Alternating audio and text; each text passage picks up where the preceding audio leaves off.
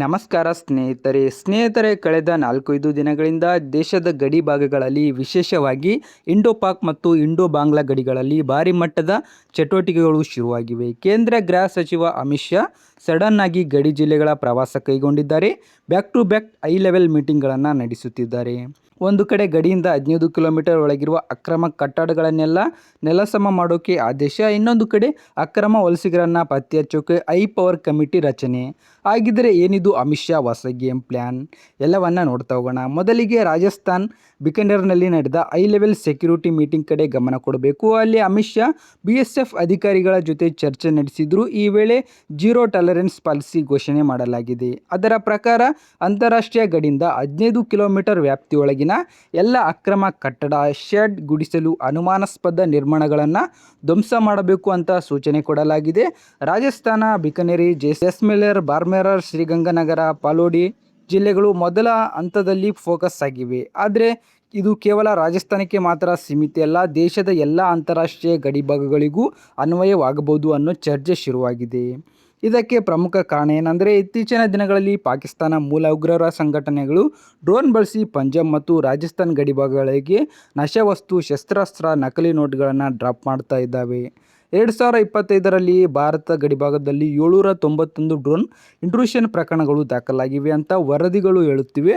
ಅದರಲ್ಲಿ 782 ಪ್ರಕರಣಗಳು ಪಂಜಾಬ್ ಮತ್ತು ರಾಜಸ್ಥಾನ್ ಗಡಿಭಾಗಗಳಲ್ಲೇ ಆಗಿವೆ.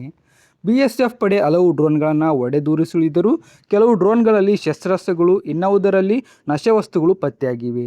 ಈ ಡ್ರಾಪ್ ಮಾಡಲಾದ ವಸ್ತುಗಳನ್ನು ಸ್ಥಳೀಯ ಮಟ್ಟದಲ್ಲಿ ಬಚ್ಚಿಡೋಕೆ, ಹ್ಯಾಂಡ್ ಓವರ್ ಮಾಡೋಕೆ ಗಡಿಯಾಚೆ ಇರುವ ಅಕ್ರಮ ಶೆಡ್ಗಳು ಮತ್ತು ಸೇಫ್ ಹೌಸ್ಗಳನ್ನು ಬಳಸಲಾಗುತ್ತಿದೆ ಅನ್ನೋದು ಭದ್ರತಾ ಸಂಸ್ಥೆಗಳ ಅನುಮಾನ. ಹೀಗಾಗಿ ಗಡಿಯಿಂದ 15 ಕಿಲೋಮೀಟರ್ ಒಳಗಿನ ಪ್ರದೇಶವನ್ನು ಕ್ಲಿಯರ್ ಝೋನ್ ಮಾಡೋ ಪ್ಲ್ಯಾನ್ ರೆಡಿಯಾಗಿದೆ. ಇದಕ್ಕೆ ಜೊತೆಯಾಗಿ ಕೇಂದ್ರ ಸರ್ಕಾರ ಸ್ಮಾರ್ಟ್ ಬಾರ್ಡರ್ ಪ್ರಾಜೆಕ್ಟ್ಗೂ ವೇಗ ನೀಡುತ್ತಿದೆ. ಈ ಪ್ರಾಜೆಕ್ಟ್ ಅಡಿಯಲ್ಲಿ ಥರ್ಮಲ್ ಇಮೇಜಿಂಗ್ ಕ್ಯಾಮೆರಾಗಳು, ಅಂಡರ್ಗ್ರೌಂಡ್ ಸೆನ್ಸರ್ಗಳು, laser fencings, aerostat radar ಬಲೂನ್ಗಳು, ಯುನಿಟೆಡ್ ಪೆಟ್ ಕಂಟ್ರೋಲ್ ರೂಮ್ ವ್ಯವಸ್ಥೆ ಇವೆಲ್ಲ ಬಳಸಲಾಗುತ್ತಿದೆ. ಗಡಿಭಾಗದಲ್ಲಿ ಒಂದು ಸಣ್ಣ ಚಲನೆಯಾದರೂ ತಕ್ಷಣ ಸೆಕ್ಯೂರಿಟಿ ಸಿಸ್ಟಮ್ಗೆ ಅಲರ್ಟ್ ಹೋಗೋ ವ್ಯವಸ್ಥೆ ಮಾಡಲಾಗುತ್ತಿದೆ. ಇದರ ಜೊತೆಗೆ 360 ಡಿಗ್ರಿ ಸೆಕ್ಯೂರಿಟಿ ಗ್ರಿಡ್ ಅನ್ನೋ ಹೊಸ ಮಾದರಿಯನ್ನು ಜಾರಿಗೆ ತರಲಾಗುತ್ತಿದೆ. ಅಂದರೆ ಕೇವಲ BSF ಮಾತ್ರ ಅಲ್ಲ, ಸ್ಥಳೀಯ ಪೊಲೀಸ್, ರಾಜ್ಯ ಸರ್ಕಾರ, ನಶಾವಸ್ತು ನಿಯಂತ್ರಣ ಇಲಾಖೆ, ಆದಾಯ ತೆರಿಗೆ ಇಲಾಖೆ, ಸ್ಥಳೀಯ ಆಡಳಿತ ಎಲ್ಲರೂ ಸೇರಿ ಜಂಟಿಯಾಗಿ ಕೆಲಸ ಮಾಡೋ ಮಾದರಿ. ಗಡಿ ಜಿಲ್ಲೆಗಳ DCಗಳಿಗೆ ಕೂಡ ವಿಶೇಷ ಅಧಿಕಾರ ಕೊಡಲಾಗಿದೆ ಅಂತ ಹೇಳಲಾಗುತ್ತಿದೆ. ಹವಾಲಾ ಜಾಲ, ನಕಲಿ ಆಧಾರ್ ನೆಟ್ವರ್ಕ್, ಉಗ್ರ ಫಂಡಿಂಗ್, ನಕಲಿ ಕಂಪನಿಗಳ ಮೇಲೆ ಆಕ್ಷನ್ ತೆಗೆದುಕೊಳ್ಳೋ ಜವಾಬ್ದಾರಿ ಹೆಚ್ಚಿಸಲಾಗಿದೆ. ಇದರ ನಡುವೆ ಇನ್ನೊಂದು ದೊಡ್ಡ ಬೆಳವಣಿಗೆ ಅಂದರೆ ಡೆಮೋಗ್ರಾಫಿಕ್ ಚೇಂಜ್ ಕಮಿಟಿ. ಮೇ 26ರಂದು ಕೇಂದ್ರ ಗೃಹ ಸಚಿವಾಲಯ ಹೈ ಲೆವೆಲ್ ಸಮಿತಿಯನ್ನು ರಚಿಸಿದೆ. ದೇಶದ ಯಾವುದೇ ಭಾಗಗಳಲ್ಲಿ ಅಕ್ರಮ ವಲಸೆಯಿಂದ ಅಸ್ವಾಭಾವಿಕ ಜನಸಂಖ್ಯೆ ಬದಲಾವಣೆ ಆಗುತ್ತಿದೆ ಅನ್ನೋದನ್ನು ಅಧ್ಯಯನ ಮಾಡುವುದು ಈ ಸಮಿತಿಯ ಕೆಲಸ. ಅಕ್ರಮ ವಲಸಿಗರನ್ನು ಗುರುತಿಸುವುದು, ಡಿಟೆನ್ಷನ್ ವ್ಯವಸ್ಥೆ, ಕಾನೂನು ಚೌಕಟ್ಟು ರೆಡಿ ಮಾಡುವುದು ಇತ್ಯಾದಿ ವಿಷಯಗಳನ್ನು ಪರಿಶೀಲಿಸೋಕೆ ಈ ಸಮಿತಿ ರಚನೆಯಾಗಿದೆ.